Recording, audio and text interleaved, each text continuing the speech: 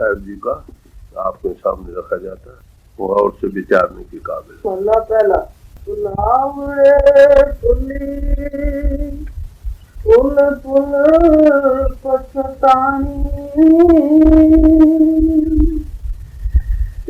छोड़ड़ी सुती सिर की तार न जानी। श्री गुरु नानक साहब फरमाते हैं कि हम मुद्दत मुरीदों से बुलेखे में जा रहे हैं। रूह कब परमात्मा से जुदा हुई इसका हिसाब नहीं लग सकता। जब से दुनिया बनी है तभी से आत्मा प्रभु से जुदा हुई। आर्या सम्मत 4 अरब के करीब है, तो 4 अरब का भी अंदाजा जो है वो प्रलय के बाद का, कितनी प्रलय हुई, कितनी महाप्रलय हुई, ये किसी को मालूम नहीं। और गुरु नानक साहब ये कहते हैं कि जब कभी भी हम दुनिया में आते रहे, हमारी आत्मा मन के अधीन होकर जिस्म जिस्मानियत का रूप बनी रही, हम अपने आप को भूलते रहे। हमारी आत्मा की सत बाहरी जगत था सत, ये तो बदलता रहता है, कभी एक रस नहीं रहा। मगर हम क्योंकि जिस्म का रूप बनने बैठे हैं, जिस्म भी मादा का बना हुआ है और जगत भी मादा का बना हुआ है, दोनों ही एक ही रफ्तार से बदल रहे हैं। इसलिए हमको ये दुनिया सत भास रही। असल में हर एक चीज बदल रही है। हमें ये जो सत भास रही है एक बड़ा भारी भटका है, डिसेप्शन है। मनुष्य जीवन सब जिया जंतु में से जितनी पैदाइश है, ये सब की सरदार जीवन है। इसमें विवेक खास करके होने के सबब से आत्मा अपने आप को मनुष्य जीवन का सबसे बड़ा आदर्श अगर है तो यही कि हम अपने आप को जाने और लोगों को पहचाने। तो गुरु नानक साहब फरमाते हैं कि जब भी हम मनुष्य जीवन पाते रहे, इस भलेखे में फंसे रहे, हम जिस्मानियत का रूप बने रहे, अपने आप को भूलते रहे, और इसी भलेखे में जब जब अंत समय आता रहा, कह कबीर तई न जागा है जब यम का ढंढूर में लगा। कबीर साहब फरमाते हैं कि जब अंत समय यमराज का डंडा सिर पर लगता, तब इसको थोड़ी आंख खुलती। उसको कुछ ये मालूम होता है कि ये जिस्म हमारे साथ जाने वाला नहीं, ना ही दुनिया के सामान हमारे साथ जाने। उस वक्त आंख खुली तो क्या खुली, आप पछताए क्या हो जब चिड़िया चुगी। उस वक्त स्वाय पछताने के और क्या हो सकता है, तो आंसू बहाए और चल दी। तो जब जब अंत समय आता रहा, गुरु नानक साहब फरमाते थे हम होश होकर थोड़ी होश आती रही, बस स्वाय पछताने की क्या हो सकता था। तो फरमाते हैं बुलावड़े पुली लेखे में भूलते रहे और बार बार भूलते रहे, और जब अंत समय आता रहा आंख खुलती रही, उसको कुछ पछताए और चल दी। ये किन लोगों की बराबर है जिनकी आंखें खुली, जो जिस्मानियत का रूप बने बैठे हैं, उनको तो जिस्म के छोड़ने या मौत कहो, इसका कभी ख्वाब ख्याल तक भी नहीं आता। हम ये जान रहे हैं कि ये जगत सत्य है, वो ये सत्य है। हम देखते हैं कि ऐसे जिस्म जैसे हम लिए करते हैं, ऐसे ही जिस्म से वो चीज जो इसकी चलाने वाली है, आत्मा या रूह या कहो, वो जब इससे जुड़ा होती है तो ये जिस्म 4 शाने चित हो जाता है। 4 भाई उठाकर उसे शमशान भूमि में पहुंचा देते। और कई बार हमने अपने कदमों पर ऐसे जिस्मों को उठाकर शमशान भूमि में पहुंचाया, अपने हाथों से दाग भी दिया, मगर हमें कभी ये ख्याल नहीं आया कि वाकई हमने भी छोड़ना है ये जिस्म, कब तक रहेगा, किसका रहा और किसका रह सकता है। तो इस भूल में सारी दुनिया ही जा रही है। क्या अमीर, क्या गरीब, क्या आलिम, क्या बेइल्म, क्या हाकिम और क्या महकूम, राना राव न को रहे, रंग न तंग फकीर, वारी आपको अपनी कोई न बांधे। न बादशाह रहे न रैयत रहे, न दुनियादार रहे न वली अवतार रहे, जो आए सब गए वही हमको भी तो जाना है। मनुष्य जीवन बड़े भागों से मिला, एक बार मनुष्य जीवन हाथों से निकल गया, फिर जब कभी मनुष्य जीवन मिले तब ही हम अपनी आत्मा को बंधनों से आजाद करके अपने आप को जान सकते हैं या प्रभु को पहचान सकते हैं। और ये छुटकी फिर हाथ ऐला ये नहीं आया, कहो तो ये मौजूदा मनुष्य जीवन तो बर्बाद चला गया। तो बड़े जोरदार लफ्जों में गुरु नानक साहब फरमा रहे हैं कि जब जब हमारी आत्मा को मनुष्य जीवन जामा मिलता रहा, ये एक बड़े भारी धोखे में रही और भूल में पड़ी रही। जब जब हम समय आता रहा, आंखों खुली पछताए चल दिए। ये हालत है दुनिया की जिसे सारे लोग जा रहे हैं, कोई मुस्तिस्ना नहीं, no exception to the rule. अब आगे ये बयान करते हैं कि हमारी आत्मा की हालत की गति कैसी, मिसाल देकर समझाने का यत्न कर रहे हैं ताकि हम समझ सके दुनिया में हमारी इस वक्त की हालत क्या हो रही है। छोड़ी सुती और गुणमुती, इस धन है धना राते,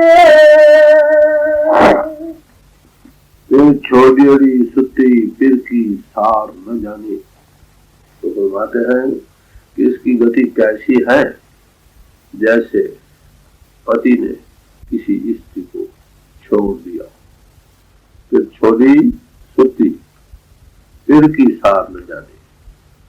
जैसे पति ने किसी स्त्री को छोड़ दिया हो और उसको जिसको पति छोड़ दे, कुदरती बात है ऐसी स्त्री को चैन कैसे आ सकता। कहते ये इसकी हालत क्या है कि ये सो रही है मंदिरों के घाट पर, पति का चित्ते तक ख्याल तक भी नहीं, सार तक भी कि मेरा पति भी कोई, ऐसी हालत में स्त्री हो, उसको पति ने छोड़ दिया हो, मैं के घर में बैठी हो, कभी उसको चैन आ सकता? कभी वो कुछ ना कुछ करती है, नहीं तो कहो तड़पती तो है, इसको तड़प भी नहीं, बेफिक्र सो रही मंदिरों के घाट पर, इसको अपने आप पर की सूझत नहीं, उस प्रभु का कि सार तक नहीं। तो ऐसी स्त्री की तरह हमारी आत्मा की हालत बन रही है। आत्मा का सच्चा पति परमात्मा, वो न कभी मरा न मर सकता। जिस आत्मा का ताल्लुक परमात्मा से हो गया उसको सदा का सुहाग मिल गया। बाहरी जिस्मानी सुहाग चंद रोजा 10 साल 20 साल 50 साल 100 साल आखिर खत्म हो जाए। जिसकी आत्मा का ताल्लुक परमात्मा से आ गया उसको सच्चा सुहाग मिल गया, ना मरे न हो तो उसको कभी शोक नहीं। तो फरमा रहे हैं एक तो बुलेखे में फंसी रही, अब समय जब जब आता रहा ये पछता कर इंसान, इसकी हालत कुछ ऐसी बनी रही जब तक ये दुनिया में रही जैसे एक स्त्री पति से दूर पड़ी, उसके न मिलने का शौक न ख्याल तक भी न, और फिर बेफिक्र सो रही। कहते ऐसी हालत में सारी रूह आत्मा ही जा रही। यहाँ समाज और कौमों का सवाल, यहाँ आत्मा बेराहरियों का सवाल कि हम लोग किस हालत में जा रहे हैं। बड़ी दर्दनाक अवस्था। फिर कहते हैं ऐसी स्त्री हो, फिर छोड़ी सुती अवगुणमुती, इस धन वेदना रात। कहते हैं पति को ने छोड़ दिया उसको, फिर छोड़ी सुती, सोई भी अच्छी थी, ये बजाय सोने के भी ये ऐसे कामों में लग गई जो अवगुण है, दिनों दिन पति की नजर से दूर हो। फिर छोड़ी सुती, सोई जाती तो भी अच्छी थी, उल्टे अवगुणों में फंस रही, ऐसे ऐसे कुकर्मों में जा रही है जो दिन दिन उसको पति से दूर कर रही। देखिए दुनियावी मिसाल है, अगर ये स्त्री को पति ने निकाल दिया, वो अपने बेटे घर में बैठती हो और तो उसको चाहिए पति के मेरा आपका सामान करे, उसके उत्तर पति का ख्याल दिल में होना चाहिए। कहते वो बेफिक्री में जा रहे हो, सोता भी रहे, चुपचाप पड़ा रहे तो भी कोई बात नहीं, ऐसे ऐसे कुकर्मों में लग जाए जिसको सुनकर पति के दिल से वो दूर होगी, वो कुकर्म क्या है आगे बयान करें। फिर छोड़ी सुती अवगुणमुती, अवगुणों में मुत गई।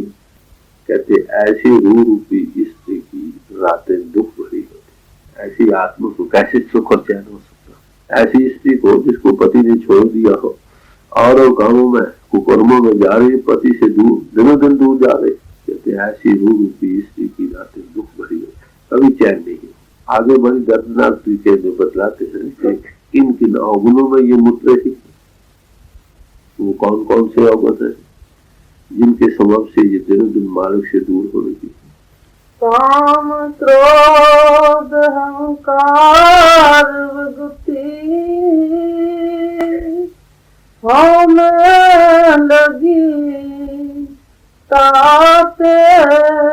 कहते वो अवगुण कौन से हैं?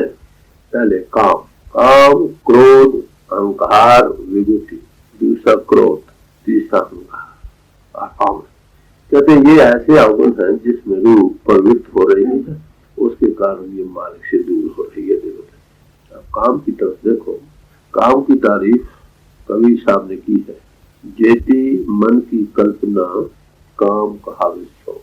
जितनी मन की कल्पनाएं हैं ये सब भी काम, फैलाव का संबंध, और उसका तलब जब इस तन के साथ आता है तो उसको ब्रह्मचर्य की रक्षा करना होता है। दुनिया में ज्यादातर हम काम का चल रहा है, हम काम और नाम की दुश्मनी से डायमेट्रिकली अपोजिट है।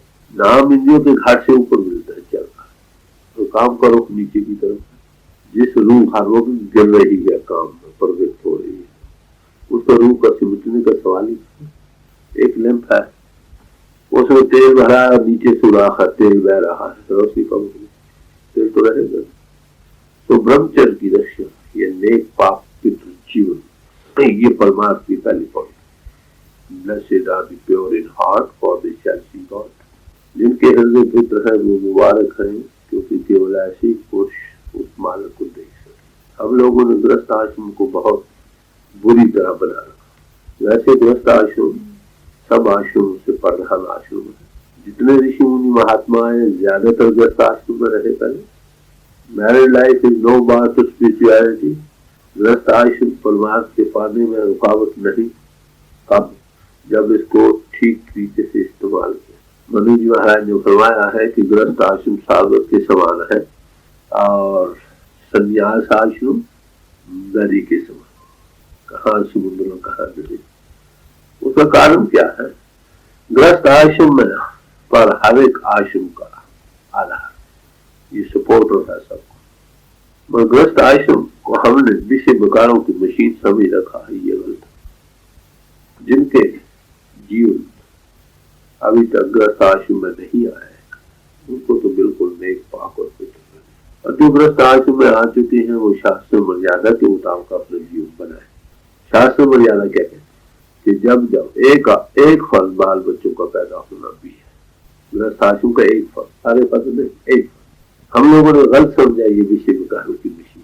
शास्त्र मर्यादा ये कहती है कि जब जब औलाद की ख्वाहिश तब तक ताल्लुक हो, जब बच्चा पेट में आ जाए, जब तक बच्चा पेट में रहे, जब तक बच्चा पैदा होकर दूध पीता रहे, तब तक कोई ताल्लुक। 2.5 साल का वक्फा लग जाएगा और ऐसे 2-4 बाल बच्चे हो भी जाए, एक अनारी सजा। संत महात्मा में गृहस्थ आश्रम में रहे मगर उनका जीवन ऐसा था। आम दुनिया ने इसको उल्ट समझा और जब वो भी परमार्थ के सिलसिले में निकलते हैं तो बिल्कुल गृहस्थ आश्रम ये भी खत्म। तो फरमा रहे हैं कि गृहस्थ आश्रम को नेक पाप पितर रहकर अगर ऐसी हालत बन जाए, आप देखे दुनिया की 100 रुपए में से 15 में बीमारी दूर है। कुछ इंसान को बीमारी तभी घा करती है जब इंसान का ब्रह्मचर्य कायम नहीं। तो पहले कहते हैं कि काम में रूह गिरती है। ये पहला अवगुण जैसा हमारी रूह प्रवृत्त हो रही, सब छोटे बड़े। आज तो प्रैक्टिकल सोसाइटी का यही है। मैं आपको बताऊं, जब हम छोटे होते थे तो हमारे यहाँ बाल बच्चे बहन भाई हाथ पैदा तो होते थे ना, हम पूछा करते थे ये कहाँ से आ गए, इतनी इनोसेंट लाइफ। अब वो कहा जाता दाई दे गई है। मान लेते ये इसका क्या मतलब है? हमारे माता पिता के जीवन इतने पवित्र थे तो बच्चे को मालूम नहीं क्या करते। आज छोटे से बच्चे को पूछो वो सब कुछ मतलब है। उसका कारण कि हमारा जीवन खराब, वो जैसा देखते हैं वैसा करते। हमारे गुरु फरमाया करते थे कि जो अपनी औलाद को नेक पाक बनाना चाहता है वो खुद नेक पाक। आजकल तो बड़ी अधोगति हो रही है, घरों घरों की बुरी हालत है। सोसाइटी में मूव करना इसी का नाम से नहीं रखा, गाना बजाना नाचते ये तो प्रवृत्ति गिरावट है। स्कूलों की हालत इसी बदतर। मेरे पास आते हैं लोग, शायद बहुत सारा हिस्सा 20% वही अपने ब्रह्मचर्य के नाश कर पाए। मेरा लड़का था, कॉलेज में पढ़ता था, एक दिन मुझे आकर कहने लगा, बाबू जी मुझे प्रोफेसर ने आज पूछा है यू एवर लव्ड, क्या बन गया, चाहिए क्या था बन गया। तो मैं याद करने का मतलब कि काम में रोगे, एक रुख नीचे की तरह एक ऊपर की तरह। अगर ब्रह्मचर्य कायम हो, जिसमें मकान की बुनियाद मजबूत हो, जितनी मर्जी ऊपर छतें चढ़ा लो, जिसकी बुनियादी को लो, तो नेक पाक जीवन वाला जिस जिंदगी जिस लाइफ में भी एंटर होगा उसमें कामयाब होगा। तो कहते हैं काम में रूह हमारी क्रोध में फैल रही, क्रोध में क्या ईर्ष्या, द्वेष, निंदा, चुगली, गाली गिलौज, बुरा चिकन करना, ये सब क्रोध में शामिल। रूह फैलती है, एक में रूह गिर रही, दूसरे में फैल रही। घर बैठे हो फलाना बढ़ गया, फलाना कम हो गया, फलाने ने ये कर लिया, फलाने वो ऐसा है, वो ऐसा है, वो ऐसा। अरे भाई तुझे क्या, जो जैसा है वैसा है वो गिरेगा ना। निंदा भरी किसी की नाई, मन मुख मुग्ध कलन, मुंह काले तिना निंदा धर के घोर। तो निंदा तो किसी की भी भली नहीं भाई। नेक की निंदा तो है ही बुरी, बुरे की भी निंदा अच्छी नहीं। क्यों? हमारे जो फरमाया करते थे, अगर गंदगी पर आप बट्टा मारोगे चिट्ठी किस पर जाएगी, गंदगी तो पर जाएगी। हाँ, कंस्ट्रक्टिव वे में अगर किसी को समझाना, प्यार से समझा दो भाई ऐसी चीज अच्छी नहीं। तो जहाँ बैठे वहां निंदा चुगली ये वो मिट जा रहा है, रूह फैल रही है। हमारे गुरु फरमाते थे कि और भोगों में तो कुछ लज्जत होगी, बताओ निंदा में क्या लज्जत, मीठी है जो सुनती है। मैं हर एक का ख्याल नहीं बोलो, जहाँ बैठो गाँव से चुपचाप बैठ जाओ। या काम की बातें होगी, ये ईर्ष्या द्वेष निंदा चुगली धड़े बंदे की बात, इसमें रूह फैलती है, उसमें गिरती है। ये अवगुण थे जिसमें हमारी सोच या आत्मा मत गई, इस नशे में चूर रही। सही बात और क्या हुई? अहंकार हुई होती है। अहंकार, मैं कर, मेरे जैसा कौन, मेरा मुकाबला कौन कर सकता, मैं आलिम हूँ, मैं पंडित हूँ, मैं अमीर हूँ, मैं हाकिम हूँ। इसी जोम में से नशे में जा रहा। इंसान इंसान नहीं सुनता। तो अहंकार साथ जो कर्म किए जाते थे उसकी सजा जरा भुगतनी पड़े। हमने नए कर्म होना था, जब जाने मैं किस करता तब लग कर जोर में फिरता। जब करता होने का ख्याल है, मैं का सवाल है, वहां जो अच्छे या नेक या बदकर्म दोनों जो हम करेंगे उसकी सजा जरा भुगतेंगे। भगवान कृष्ण जी ने गीता में इस बात का बड़ा निर्णय किया है।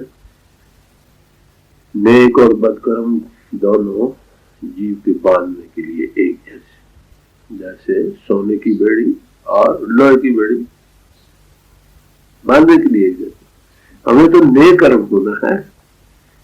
कर्म करती है नेक कर्म, कर्म कर थोड़े नेकामी इसको होठ प्राप्त स्वामी। कर्म करती है जो नेक कर्म रहे, अनअटैच्ड रहे।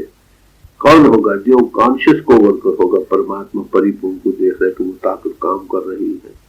जिसकी ये आंख बन गई है वो कहते भाई वो कर देगा, उसको कर्म का लेश ही नहीं। तो कहते ये अहंकार में फिर विभूति दिन अपनी जीवन बर्बाद कर रहे हैं। हाँ मैं लगी ताते, हाँ मैं जा रहा हो, झगड़े ही हो गए, घर घर में झगड़ा हो गया। वो कहते मेरी क्यों नहीं चलती, वो कहते मेरी क्यों नहीं चलती। घरों घरों में यही झगड़ा है, समाजों समाजों में यही झगड़ा, कौमों कौमों और मुल्कों मुल्कों में यही बीमारी फैल रही।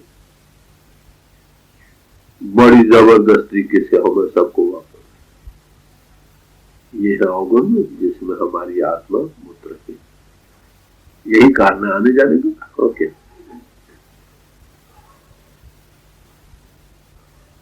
तो हमारे हैं गुरु अर्जुन साहब के ये फिर सुती अवगुण उठी, फिर छोड़ दिया, ये सो रही है बल्कि अवगुणों में मुत रही। ऐसी रूह की स्त्री की रातें दुख हुई, सुख कहा चैन का, जैसा किया वैसा भरा। रूह एक मिसाल दिया करते थे, जैसे जेल खाने में एक कैदी हो, उसकी कैद खत्म होने लगी हो, वो कहते मैं ये थारा पुराना रख मैं फिरा रहा माल बनाने का सामान। और क्या बड़ी खूबसूरती से गुरु नानक साहब पहली बार शायद हमारी जिंदगी का फोटो खींच रहे कि हमारा जीवन क्या दो भाई को काम क्रोध अहंकार विभूति हमें लगी ताते उधर हंस चलिया फरमाया भस्म भस्म समानी। फुलवाती इसी हालत में जाते हुए वो वक्त आ गया जब उधर हंस चलिया, बुलाया भस्म भस्म समानी। इसी मैं तू में गिरावट में फैलाव में हंसता में हौमे के जबरदस्त वेगों में बहती हुई रूह का अंत समा आ गया। क्या जिस्म को छोड़ना पड़ा, आत्मा जिस्म से जुदा हो चली। उधर हंस चलिया, हंस आत्मा रूपी हंस से जिस्म से उड़ गया। उधर हंस चलिया फरमाया जब मालिक का हुक्म हो, जिसकी चिट्ठी दरगाह से फाड़ी गई उसको कौन कर सकता। इसी हालत में जब दिन खत्म होते हैं सब कुछ जाना पड़ता। मालिक का परवाना आया, इसको जाना पड़ा। अब यहाँ देखें दुनिया में क्या हाल है। जब गवर्नमेंट का इविक्शन ऑर्डर हो जाता, इविक्शन आ रहा निकल जाओ, तो देखा है तो बारिशों में भी सामान उठाकर गली में फेंक देते। इसकी तो हो सकती शायद कोई सिफारिश हो जाए, कोई सामान बन जाए, इस हुकूक की तामील में शायद कुछ देरी हो सकती है, मगर मालिक के हुक्म में देरी क्या। तो जब उसका परवाना वहां दरगाह से फट जाता है, फरमान इशू होता है, जिसम को जरूर जुदा हो जाती है। उधर हंस चलिया काया पस में पसुता, ये जिसम मिट्टी का देह था मिट्टी में मिला दिया। किसी ने उठाकर इसको शमशान भूमि में दाग दे दिया, या किसी ने मिट्टी में जाकर दबा दिया। बात तो इस हाथ में जा रहा। तो बाइबल में आया है इसी के मुताबिक, dust thou art and unto dust of eternity। क्या भाई तू मिट्टी है, जिसमें मिट्टी में मिला दिया। बार बार कहा जिसम तो छूट गया, जो कर्म किया उसकी सजा जजा भुगती है, बार बार है जन्म बर्बाद। उधर हंस चलिया फरमाया पस में पसम समाया, मिट्टी में मिला दी गई। मालिक के हुक्म जब आया तो जिस्म कुछ हो। ये हालत अब दुनिया की हो रही है। ये जो जाने वाली चीज है इसको हमने जानना था, और वो हमें क्या हम इससे अब तमीज कर सकते नहीं। नो दाई सब महात्माओं ने कहा, उपनिषद यही कह रहे हैं कि अपने आप को जानो। क्राइस्ट यही कह रहा है no thy self, Guru Nanak साहब यही फरमा रहे, कहो नानक बिन आपा चीने, मिटे न भ्रम की कार्य। कि जब तक हम अपने आप को चीनते नहीं, एनालाइज करके, अलहदा करके जड़ और चेतन को उसका हम अनुभव नहीं कर लेते, तब तक हम उसको नहीं जान सकते। ये भ्रम जो बना हुआ ये टूट नहीं सकता। भ्रम किसको कहते हैं? जो चीज एक नजर कुछ और आती हो, असल में हो कुछ। जैसे ये जिस्म बदल रहा है, आखिर हमने जिस्म छोड़ना है मगर अभी सत भास रहा है, यही बदल। जगत बदल रहा है, एक रस न रहा न रह सकता मगर हमें ये सत भास रहा है, यही बदल। कहते ये भ्रम टूट नहीं सकता जब तक हम अपने आप को मन इंद्रियों के घाट पर आत्मा सोई रही, काम क्रोध संकार और हम में प्रवृत्त रही, नतीजा क्या? आना जाना पर दुखी रही और नहीं। उधर हंस चलिया फरमाया, भस्म भस्म समानी, नानक सच्चे नाम विहुणी, भूल भूल पछतानी। तो बातें हैं कि हर एक इंसान के अंदर सच्चा नाम,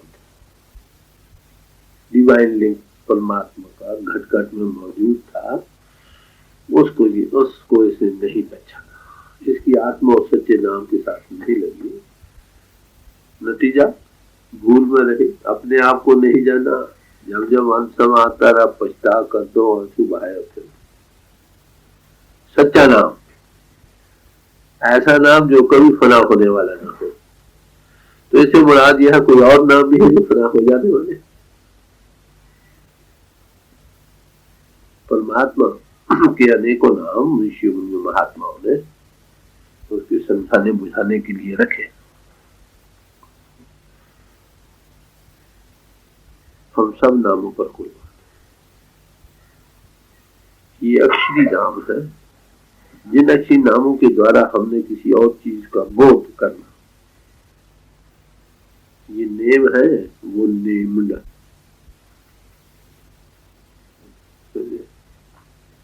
ये इसम है, वो मुसम्मा। नाम से हमने चलना है, अक्षरी नामों से, ये पहला कदम है।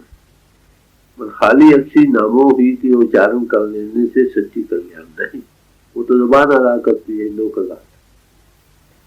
सच्चा नाम वो पावर है जिसको अक्षरी नाम बोध कराते, यही फर्क। राम सारा जन्म कहता है, या अल्लाह जो वाहिगुरु, राम राम सबको कहे कि ये राम न हो, गुरु प्रसादी राम मन बसा तब फल पावे। अंतर बसे प्रगट हो तब राम के मैंने रमा हुआ परमात्मा, वो रम रहा है घट घट, जो रम रहा है वो परमात्मा, उसका लफ्ज राम से हम बोध करते।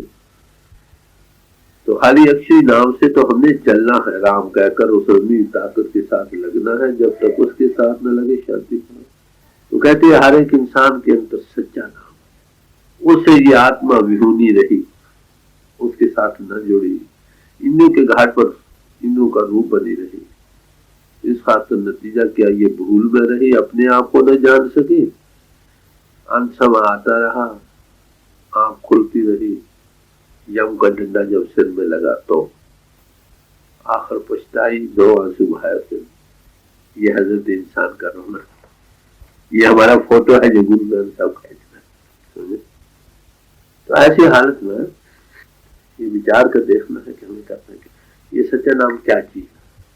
इसकी महिमा संतों ने की है, नाम के धारे खंड प्रकट, वो ताकत जिससे नाम, वो ताकत जिसे खंड और ब्रह्मंड धारे गए। नामे ही ते सब जग हुआ बिन सदगुरु नाम न जप, ना वो ताकत है जिससे सारा जगत इंटू बीइंग हस्ती में आया। जब तक सदगुरु न मिले उसको कॉन्टेक्ट, अदृष्ट गोचर है, मगर इंद्रों के घाट से ऊपर। अक्षय नाम इंद्रों के घाट पर उच्चारण करते हैं, ये पहला कदम है, इसमें कोई शक नहीं, मगर चलना हमने आगे।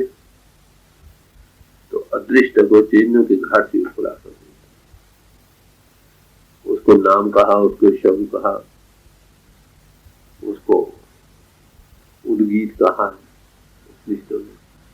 उसे श्रुति भी कहा, आकाशवाणी नाद करके भी बयान किया। तो मुसलमान हुए से कलमा करके बात हो गई। वो सच्चा नाम है, गट गट में डिवाइन लिंक मौजूद है। उसके साथ आत्मा हमारी नहीं लगी, उससे विहुदी रही, खाली रही, दूर रही। इस खातर जिस्म के बुलेखे में नतीजा जब जब अंत समय आता रहा, ये पुश्ताई और जन्म, ये हालत है इंसान की। अब सवाल ये आता है, इसे इस गलती से कैसे निकलना हो सकता, उसका आगे देखो। नार प्यारे एक बेनती मेरी, तू निज घर बसेड़ा और भस में ढेरी। अब जब जब दुख आता है ना इंसान को, इंसान महसूस कर दुखी, वो टर्निंग पॉइंट जिंदगी का बनता है, जिसमें देखिए आहा ये कौन सी चीज है, मर जाएंगे, क्या चीज है, किधर जाए, ये ख्याल है। ऐसे जब जब कोई मर जाए या कोई और सामान, जब भी दुख का कारण बनता है तो ख्याल आता है।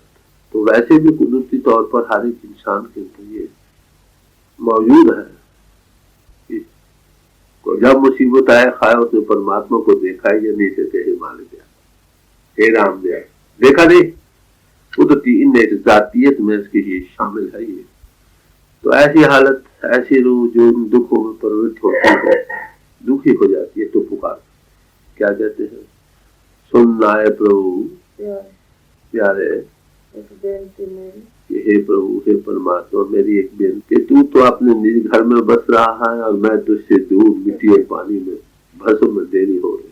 ये मिट्टी पानी है ना, और जगत भी मिट्टी पर, तू कहाँ और मैं कहाँ, ये पुकार उठती है। मगर कब, इसी का नाम बिरह, सोच, गुलास, फराक, ये चलती कैसे, ये याद से बनती है। इसकी कई हालतें और स्टेजेस हैं। सबसे पहला, इस बिरह या इस बिछोड़े को अंतर में महसूस करने के लिए पहला कदम याद, मीठी याद, रिकलेक्शन कहते हैं। उस प्रभु के नाम की याद, याद प्यारे पहले बने, पहले मीठी मीठी याद शुरू होती है। जिसकी याद हो उससे फिर प्यार बनता है, प्यार से आगे कशिश बनती है, फिर अफसोस बन जाता है। तो जहां रिकलेक्शन या सिमरन किसी का हो, वहां पर ध्यान भी साथ साथ चलता है, दुनियावी भी साथ। और ये कुछ देर के बाद जिसकी याद दिल में बसे, उसका ध्यान भी बसेगा, तो नतीजा क्या निकलता है कि एक बड़ी प्रबल हालत बन जाती है इंसान के अंदर, एक रूलिंग पैशन बन जाता है। इंसान की रुचि स्वभाव की उस तरफ हर वक्त है। जिसकी याद है बेख्ता चीज वही है, जो जाके मन में बसा है सो किसी के पास, जो जिसके मन में बस रहा देख क्या के अंतर में है। तो इसलिए उसका ख्याल जब जब आता है उस पर टिकने या खड़ा होने लगता है। वो प्रीतम जिसकी याद है वो इसका प्राण आधार बन जाता है। फिर उसको छोड़कर कहीं जाने को जी नहीं चाहता। यहाँ तक बार बार वक्त उस याद में इतने मैल हो जाता है कि मालूम होता है मैं तू मैं का ख्याल नहीं रहता। मन तन शुद्धम तो जान शुद्धि, मन तन शुद्धम तो जान शुद्धि। तानो गोयल बादली मन दीगरम तो दीगरी, फिर मैं तू बन जाऊं, तू मैं बन जाऊं, मैं तन बनूं, तू मेरी जान बन जाए, ताकि इसके बाद लोग ये न कहे कि मैं और हूं तू। ये याद से सब चलता है। कहां से चला? पहला कदम याद, याद से ध्यान। याद और ध्यान दोनों बड़ी टिकाव और रस, उससे दूरी नहीं। ये दूरी की एहसास दिल में जाग उठने का नाम बिरहा और सोच। जिस हृदय में ऐसे सच्ची याद कहो, प्रेम कशिश को पैदा हो गई, वही उस मालिक तक कशिश पहुंचाने का। जहाँ कशिश होगी, जहाँ है जज्बे उसमें, तो खींच कर आई जाएंगे। अगर कहीं प्यार में कशिश है तो खुद आएगा कायदे की। हजरत जुनैद साहब एक महात्मा हुए मुसलमान फकीरों में, वो बाहर जा रहे थे दरिया दजला के किनारे, घोड़ी पर सवार थे। वो जिधर जाना चाहते थे उधर घोड़ी नहीं जाती थी, दूसरी तरफ जाना चाहती थी। कहा भाई अच्छा, सब तरफ उस खुदा का मुल्क है, चलो जिधर चलते। जब उन्होंने उसकी लगाम को ढीला किया तो घोड़ी सरपट हो गई। जाते जाते जाते एक पहाड़ की कंदर पर जाकर खड़ी। वहां उतरे, देखा आगे पीछे तो एक आदमी बैठा था। पूछने लगे तुम कौन हो, कैसे आया? कर मैं उस खुदा की याद में बैठा हूँ। फिर कहा मैं ये ख्याल कर रहा था को मर्द खुदा मिले जो खुदा का बंदा है, मुझे खुदा की तरफ पहुंचाए। तो उनको जो उपदेश देना था वहां दे दिया। फिर वापस आते ये कहने लगे कि देखो भाई, अगर फिर तुमको मिलने का की क्या होगी तो मैं फलानी जगह, फलानी शहर, फलाने मोहल्ले में रहती हूँ, वहां आ जाना। कहने लगा मैं जो आगे खींच कर लाया तुझे खींच कर ले। तो याद में बड़ी भारी कशिश। तो यहाँ से अलग शुरू होती है हर एक चीज की। तो फरमा रहे हैं कि ऐसी अवस्था के पैदा करने के लिए दिल में पुकार और आहें निकलेगी। जिसको पाना चाहते उसकी पुकारें निकलेगी। बैठे उठते खाते पीते हर वक्त उसी का याद, उसी का ध्यान बना रहेगा। तो ये कह दो कि मेरा ऐसी हालत, मेरा कहो, सोच कहो, ये एक आत्मा के अंदर एक जिंदगी पैदा करने वाली। ऐसा प्रेमी आदमी कभी ये बर्दाश्त नहीं करता कि उसका प्रीतम उसके खिन मात्र भी उससे दूर हो जाए। जब कभी भी उसको दर्शन नहीं होंगे तो कुदरती तौर पर उसके अंदर एक सिक, तड़प, बेचैनी, सोच और फराग जाती। मिलना चाहता है, नहीं मिल सकता।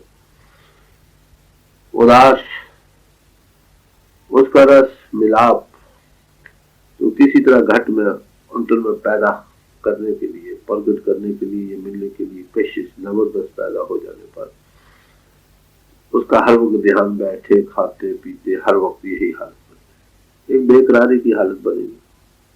उस बेकरारी की हालत में ऐसी पुकारे निकलेगी, सुनना है प्रभु एक बेनती मोरे, हे मेरे सच्चे पति परमात्मा। आत्मा का पति परमात्मा, तू मेरी एक बेनती को सुन।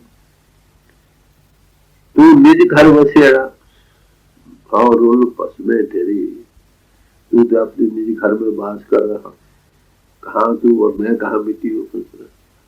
ये पुकार किस हृदय से, जिसमें पहले मीठी याद शुरू हुई, ध्यान शुरू हुआ, कशिश पैदा हुई, तड़प और गुलाब शुरू, उससे ये पुकारे। रामा बसी थी, एक मुसलमान फकीर हुई है, उसने से सवाल किया गया, क्या है राबिया, तू ये बतला कि तू जब नमाज पढ़ती या खुदा पहले आता है या कि पीछे आता है? नमाज पढ़ने के बाद आता है। कहने लगी कि पहले खुदा आता है, पीछे में नमाज में। अच्छा, तुझे कैसे मालूम होता है कि वो आ गया?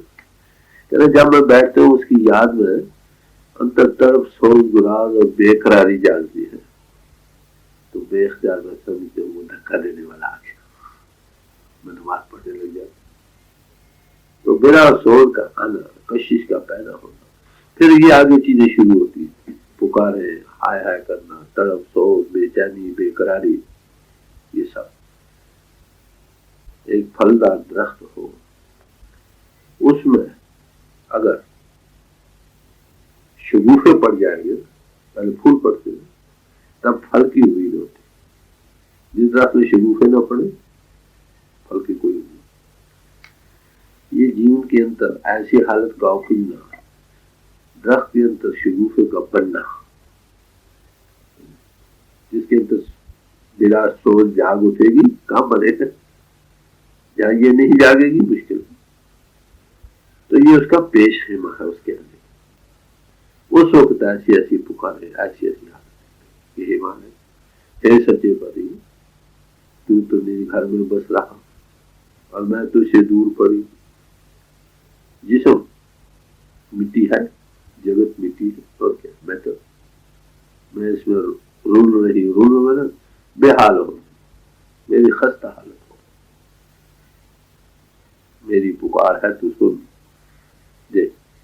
फिर सुनाए प्यारे एक बेनती मेरी,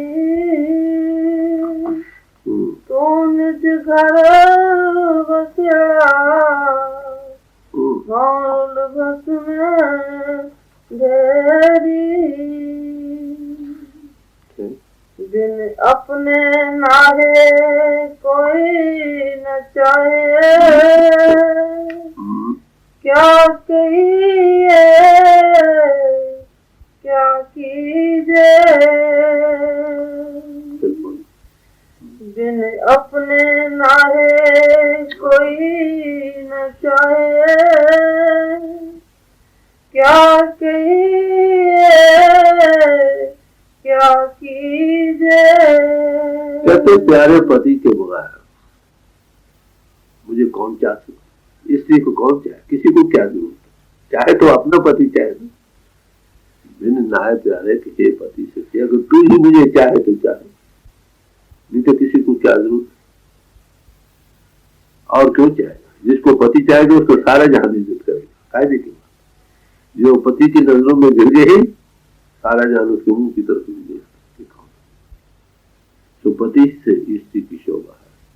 तो आत्मा पुकार कर रही है कि हे सच्चे पति, अगर तू ही चाहे तो चाहे, तू तो निजी घर में बस रहा है और मैं मिट्टी में फंस रही, रुल रही हूँ, बेहाल और खस्ता हाल हो रहा है। अगर तू ही चाहे तो चाहे, नहीं तो किसी को क्या है। बिना प्यारे कोई नहीं चाहे, क्या कहिए क्या कीजिए। कहता मैं क्या करूं, किस तरह से कहूं, किस तरह से पुकार करूं, तेरे तक पहुंचे, तेरे तक मेरे दिल का कुछ ख्याल मेरी तरफ मुतवज्जे हो, और क्या करूं कुछ समझ नहीं आती। तो मेरी बेनती है, अगर तू सुन ले तो दे। बिन अपने नाहे कोई न चाहे, क्या कहिए क्या कीजे। अमृत नाम रसन रस रचना, गुर शब्दी रस पीजे। कहते हैं कि अमर कर देने वाला नाम हमारे अंतर में है, उसमें बड़ा भारी रस है। अगर उसके साथ मेरी रूह लग जाए तब तो मैं इस बुलेखे से निकलकर तेरे तक पहुंच सकती हूँ। तेरे तक पहुंच जाने का जरिया नाम, उसमें बड़ा भारी रस है, महारस है। इनों के भोगों के रस सब फीके हैं, नाम में महारस है, वो तेरे तक पहुंचने का एक जरिया रस है। नाम वो डोरी है जो हर एक आत्मा को प्रभु के साथ मिलाने वाली। जो आत्मा मन इंद्रियों के घाट से ऊपर आ गई, उस नाम के साथ लग गई, वो नाम में पहुंचने के कारण उसमें बड़ा भारी रस है। कहते अगर वही मिल जाए तो भी तेरे तक पहुंचने को सामान हो जाए। बात हुई, कहते ये मैंने सुना, अगर ये सामान तेरे पहुंचने तक कहा, आगे कहा ना क्या कहिए क्या की जाए। मैं मिट्टी में फंस रही और तू निज घर में बस रहा। अब निज घर को पहुंचने तक ये मिट्टी पाने से निकलना होगा, दर्जे ब दर्जे वहां पहुंचना है, और पहुंचने का जरिया नाम है। अगर उसी के साथ तलक बन जाए तो शायद भी तो भी कम हो जाए।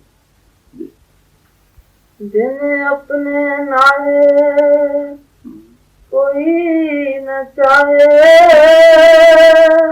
क्या कहिए क्या कीजे।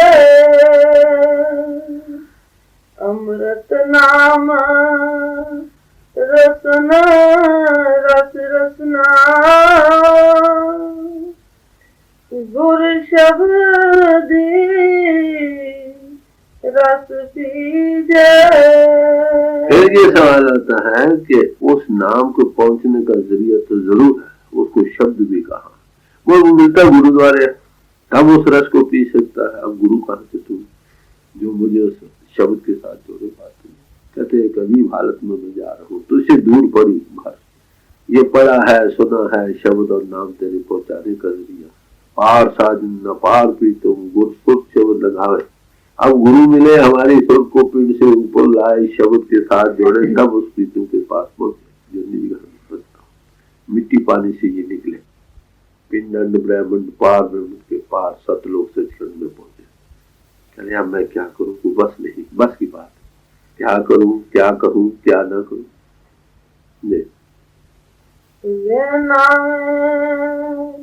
को संग न साथी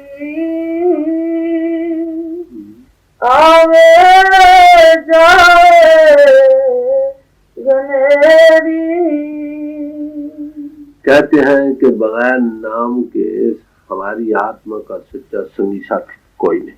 वृंदा में कोई संगी नहीं, कोई साथी नहीं, कोई मददगार नहीं जो हमें हमारी आत्मा को प्रभु तक पहुंचाए। उसका नतीजा क्या है? तो बार बार आने जाना, कई बार जन्म दिए, कई बार भूलते रहे, अंत में पछताते रहे, बार बार आते रहे, बार बार जाते। कहते हाल हे सच्चे पति, तू ही कुछ दिया कर, कुछ समाधान कर। प्रार्थना कब निकलती है? जब इंसान हार जाता, जब सब तरफ से हार जाए तब वो मालिक सुनता। जब तक हमें किसी अपनी अकल पर, अपनी समझ पर, अपनी हिम्मत पर, अपने पुरुषार्थ पर भरोसा होता है तब तक कुछ नहीं। तो हार पर है स्वामी के द्वारा, हार कर पड़ जाने का स्वामी मालिक के द्वारा। जब सब और धैर्य ढा दे, गिरा दे, एक ही भरोसा बल उस पर रहेगा, परमात्मा पर, फिर काम। सो प्रार्थना भी वही कबूल होती है जो दिल से निकले। सब महात्माओं ने ये कहा है, कुरान शरीफ में आता है कि खुदा ही कहता है कि बंदा जो मुझसे मांगेगा मैं दूंगा। गुरबानी में यही कहा है, पिता के पाल आ गया कि बारक मुख मांगे सुनेगा। उसके पाल प्रभु ने ये आज्ञा की है कि जो बच्चा मुझसे मांगेगा मैं दूंगा। अब हमारे मांगने में फर्क है ना, जबान तो मांगती है, दिल नहीं मांगता। जबान अगर प्रभु को चाहता भी है तो किस लिए कि हमारी दुनिया आबाद रहे, ये मिट्टी आबाद रहे।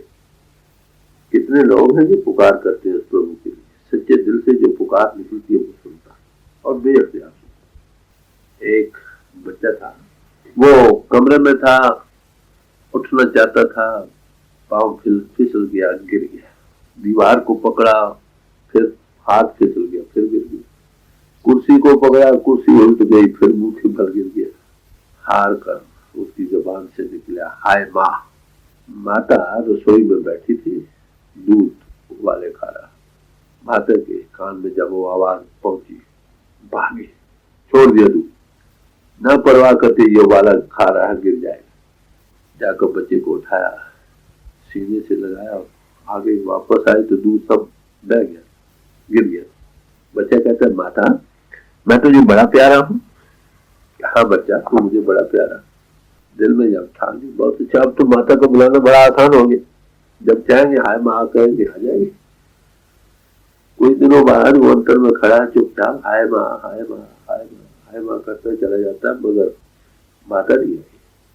बात क्या है, उसने तो एक दिन कहा था हाय माँ। माता भागी भागी दौड़ी आई, अब आधे घंटे से मैं शोर डाल रहा हूँ, माता नहीं आई।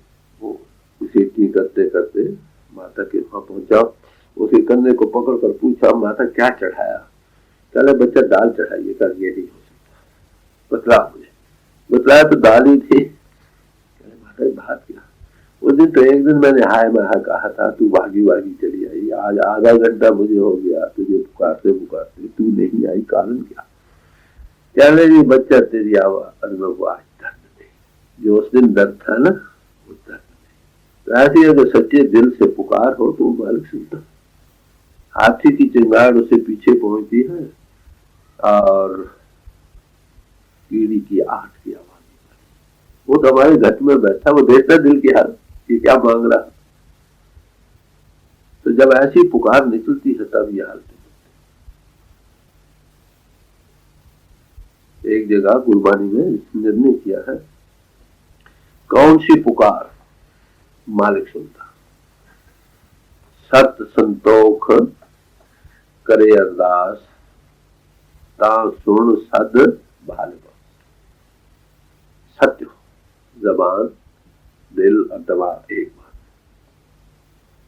ये नहीं जबान कुछ और दिमाग कहता हो अच्छा है तो अच्छा, दिल कुछ भी मांग रहा कि सत्य से कोई चीज मांग, दूसरा संतोष हो, जिन्ना मिला मैं शुक्र। हम लाचारी में जा रहे आपकी दया से, सत्य और संतोष रखकर जो आदमी पुकार करता तो वो परमात्मा कहता है पकड़ कर कोई बैठा लेता, अरे भाई कहो क्या कहता। ऐसी अरदास कहो, प्रार्थना कहो मालिक से। तो वो कब है जब दिल से ये तड़प उठ रही। हमको सच बात है, जिसके दिल में तड़प होगी उसका रंग लगो लहजे कुछ और होगा, तो उसका तर्ज बयानी कुछ और होगा। तो फरमा रहे हैं बड़ी प्यार बड़ी प्रार्थना। को संग न साथी,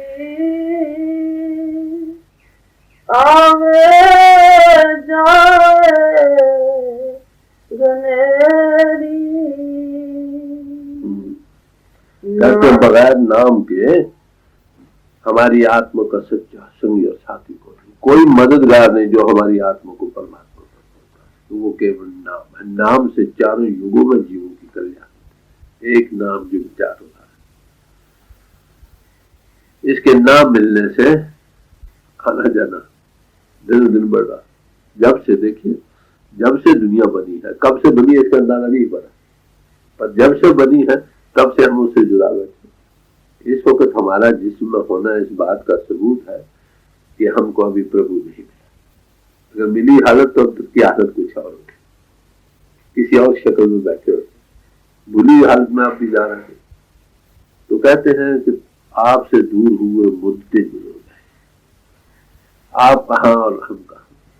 नाम आपके मिलाने का जरिया वो गुरु द्वारा मिलता है, उसका पता नहीं। आप करें तो क्या करें, कैसे करें, कैसे नहीं। नानक ले घर जाइए, साची सच मत तेरी। कहते तेरी सच्ची मत तो ये दी है कि भाई मनुष्य जीवन भागों से मिला है, इससे फायदा उठाकर। मनुष्य जीवन का सबसे बड़ा फायदा क्या है? अपनी आत्मा को पहचानो और प्रभु को पहचानो। परम अर्थ कि मैंने सबसे बड़ा लाभ जो कभी ना फना होने वाला हो वो कौन सा? अगर हम सारी उम्र जिस्म के मुताबिक बुद्धि विचारों में रहे, फैलाव में रहे, काम में गिरते रहे, क्रोध में फैलते रहे, हंता सहत रहे, हुनर में बिल्कुल उसका रूप बनते रहे, बार बार आना जाना पड़ा और क्या। तो इसलिए ये ताकीद कर रहे हैं तो नानक ले घर जाइए, साची सच मत तेरी। मनुष्य जीवन भागों से मिला, इससे फायदा उठाओ। भई प्राप्त मानुष दे दुनिया, गोविंद मिलन की है तेरी बढ़िया। बड़े भागों से मनुष्य जीवन आया भाई, तुमको मिला है।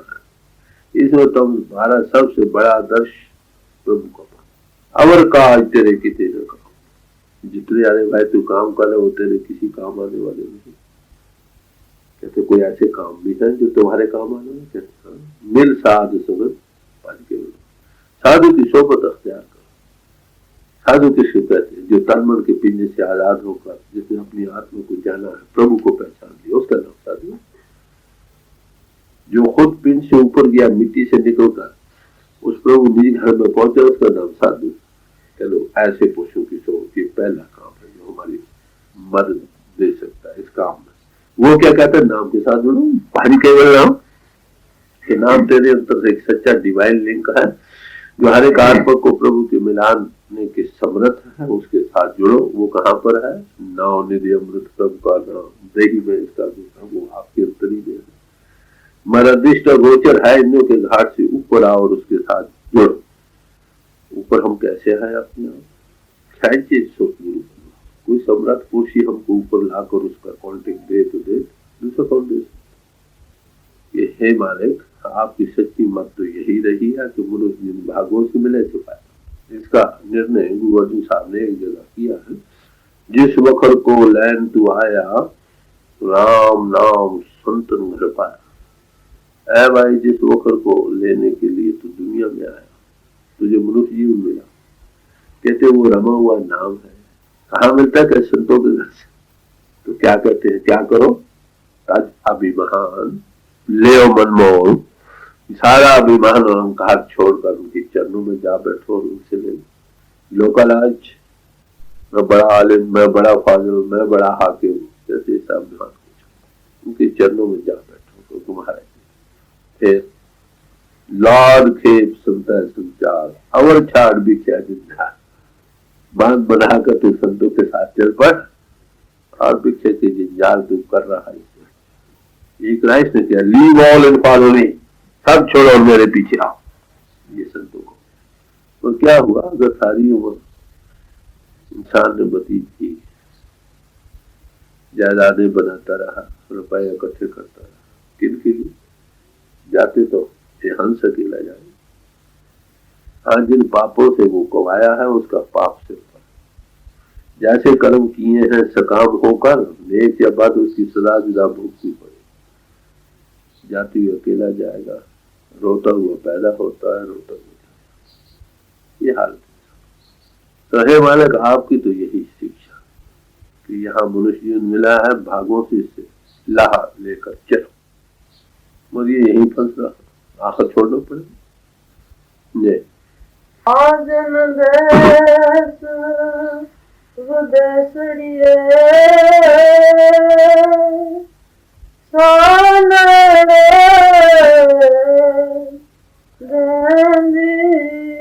अब ऐसी रूह जिसमें इतनी तरफ सोच और गुजार है, बेख्तियार, अगर अपनी पुकार नहीं पहुंचती फिर दूसरों का हिला विचला ढूंढती। कहने की बात, एक आदमी डूबता चला जा रहा दरिया में, वो तिनकों पर भी हाथ मारता कहीं हाथ पड़ जाए, तो मेरा अफसोस की हालत है। जिस रूह में ये हालत बन गई उसका समझो काम होने वाला। सब महात्माओं ने इसका जिक्र किया। गुरु नानक साहब ने एक और जगह जिक्र किया है, फरमाते हैं, मुल रैन दुहेलड़िया जियो नींद ना आवे, कि मैं, हे मालिक, हे प्रभु, हे सच्चे पति, तुझसे दूर दुहेलड़ी पड़ी, मुझे अब नींद नहीं आ रही। कहते ऐसी रू रूपी स्त्री की हालत क्या है? साधन डूब लिया जियो फिर के हवे। जो सच्चे पति की हाव के दिल से निकल रहे हैं, और हाव के निकल कर वो दुबली हो चुकी, इतने जबरदस्त हाव के आ रहे हैं। धन थी दुबली कंत हावे, क्यों नैन देखिए, धन दुबली हो रही, प्रभु के हावे, उसके बिछोड़े में हाव के लेने का, यानी किसी कैसा उपाय हो कि मैं अपनी आंखों से उसको देख सकूं।